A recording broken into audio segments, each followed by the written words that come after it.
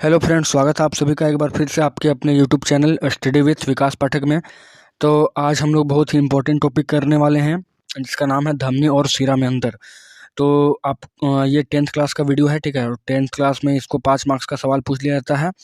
तो काफ़ी इंपॉर्टेंट सवाल है, धमनी और सीरा में अंतर आपको दे दिया जाएगा कि धमनी और सीरा में अंतर बताइए, और ये आपके 5 मार्क्स के सवाल रहेंगे। तो काफ़ी इंपॉर्टेंट सवाल है, चलिए इसको जल्दी से देखते हैं, ठीक है। तो जब भी आप अंतर लिखेंगे आपको मैं बार बार बताता हूँ कि उसको 2 पार्ट में डिवीजन कर लेना है आपको। एक का गुण सब लिखना है एक साइड का, दूसरा वाला गुण सारा एक तरफ लिखना है। तो चलिए देखते हैं। धमनी को इंग्लिश में कहा जाता है आर्टेरी, ठीक है, आर्टेरी। और सीरा को कहा जाता है वेन्स। तो ये रहा आपका पहला जो अंतर है वो है कि धमनी जो करता है ना, वो हमेशा शुद्ध शुद्ध रक्त। और शुद्ध रक्त कौन सा होता है? O2 युक्त। जो ऑक्सीजन युक्त जो रक्त रहेगा उसको क्या बोलेंगे? शुद्ध रक्त। तो धमनी हमेशा शुद्ध रक्त यानी O2 का प्रवाह करता है। पर फुफ्फुस धमनी, उसमें एक फुफ्फुस धमनी होता है, प्लेनरी ये आर्टरी, ठीक है। तो वो एक ऐसा अपवाद होता है ना कि जो CO2 युक्त रुधिर को हृदय से शरीर के विभिन्न भागों में पहुंचा देता है। मतलब धमनी का काम क्या है कि हमेशा वो शुद्ध रक्त को लेकेगा। लेकिन उसमें एक धमनी ऐसा है जिसका नाम है फुफ्फुस धमनी। वो अपवाद होता है क्योंकि वो CO2 युक्त को ले जाता है, ठीक है, ले जाता है। तो सीरा, अब देखते हैं सीरा में क्या है। तो सीरा हमेशा अशुद्ध रक्त, और अशुद्ध रक्त कौन सा होगा? जो कार्बन डाइऑक्साइड युक्त होगा, CO2 युक्त। सीरा हमेशा अशुद्ध रक्त का प्रवाह करता है, पर इसमें भी एक अपवाद है, और वो अपवाद कौन है? फुफ्फुस सीरा, ठीक है। तो उसका नाम है फुफ्फुस सीरा। और ये अपवाद इसलिए है क्योंकि ये O2 युक्त रक्त को शरीर के अन्य अंगों से हृदय तक पहुंचा देता है। मतलब सीरा का काम क्या है कि CO2 युक्त रुधिर को शरीर में प्रवाह करना, ठीक है। लेकिन उसमें से एक फुफ्फुस सीरा क्या करता है? तो वो ऑक्सीजन युक्त रुधिर को सप्लाई करता है, ठीक है। इसके चलते वो अपवाद कहलाता है इसका।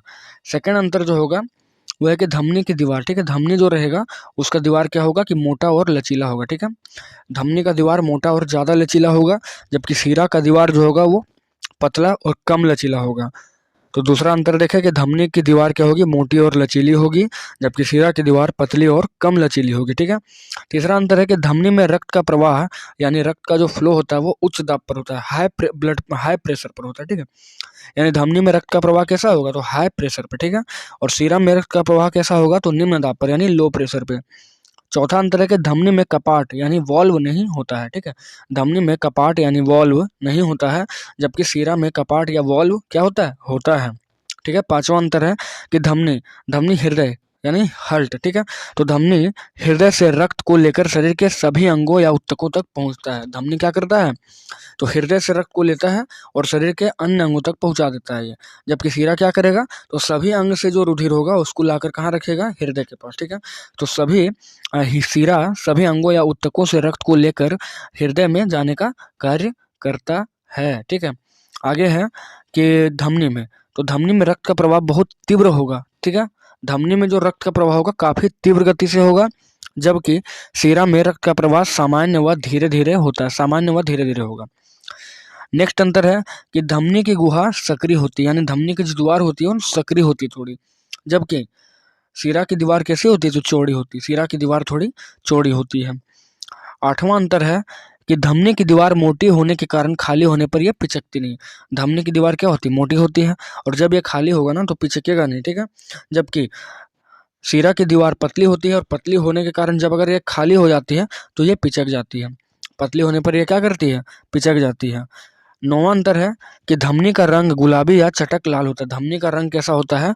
गुलाबी या तो फिर चटक लाल होगा, जबकि सीरा का अंतर कैसा होगा? गहरा लाल या नीला होगा, ठीक है। सीरा का अंतर होगा गहरा लाल या नीला। 10वां अंतर है कि ज्यादातर धमनियां जो होती है वो गहराई में पाई जाती है, यानी काफी अंदर पाई जाती है। ज्यादातर धमनियां क्या पाई जाती है? कहाँ पे? तो ज्यादातर धमनियां गहराई में पाई जाती है, जबकि ज्यादातर सिराएं कहाँ पाई जाएगी? तो सतह पर, ठीक है, सतह पर यानी सरफेस एरिया पर पाया जाएगा। शरीर का सरफेस एरिया यानी बाहरी एरिया जो होगा, ठीक है, एकदम सरफेस वाला, वहां पे सीरा पाया जाएगा। तो इसीलिए कहा जाता है कि जब कोई कट जाता है ना, पूछा जाता है कहाँ कटे हो, तो कभी कभार बोला जाता है कि सीरा में कट गए, सिर में कट गए, ठीक है। उस समय ये नहीं बोलता कि धमनी में कट गया आपको। तो आज का वीडियो काफ़ी इंपॉर्टेंट था आप सभी के लिए। 5 नंबर का सवाल था, धमनी और सीरा में अंतर।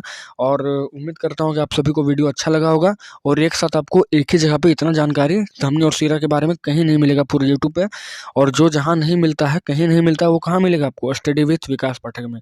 इसलिए आपको study with Vikas Pathak channel को सब्सक्राइब करना है और बेल आइकन को प्रेस भी कर लेना है दोस्तों, ताकि आपको सारे लेटेस्ट नोटिफिकेशन मिले। और ज़्यादा से ज़्यादा वीडियो को शेयर कीजिए ताकि दूर दराज ग्रामीण के बच्चे भी इससे लाभ ले सकते हैं। तो इसी उम्मीद के साथ चलिए मिलते हैं नेक्स्ट वीडियो में, तब तक जय हिंद जय भारत।